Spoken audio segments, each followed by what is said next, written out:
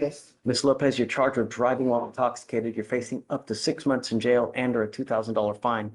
We are going to do probable cause. You have the right to remain silent. Anything you say can or will be used against you. You have the right to have an attorney present. If you cannot afford one, one will be appointed to you.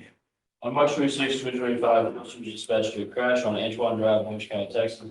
The officer learned that an unknown party called 911 at the time of the crash. It was informed by another officer who arrived on scene that the defendant being treated by ambulance. The officer informed the other officer that the defendant had already been transported to receive medical care. After spoke with the will witness, who stated that the defendant was a sole occupant and struck the witness's vehicle causing damage. The will witness stated they observed strong odor of alcoholic beverage leading from the defendant and the will witness came in contact with him. The will witness stated that the defendant was still in the driver's seat at the time of their interaction and that it was clear that the defendant was intoxicated. The will witness reported that the defendant had slurred speech, was incoherent, and not making sense. The police stated to the will witness, "I don't know where I am." The witness reported the defendant being called and the defendant self had a crash. And immediately after that call, the defendant grabbed a bottle of vodka and consumed the entire thing in front of the will witness.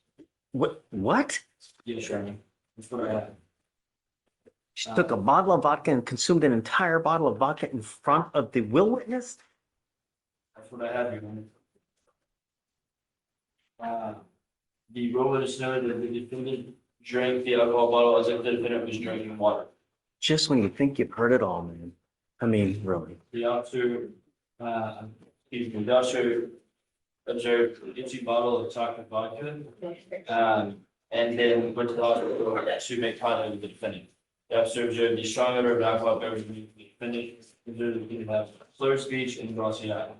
The officer read the DIC form for the defendant when the defendant became coherent, and it proceeded to a breath test and blood test.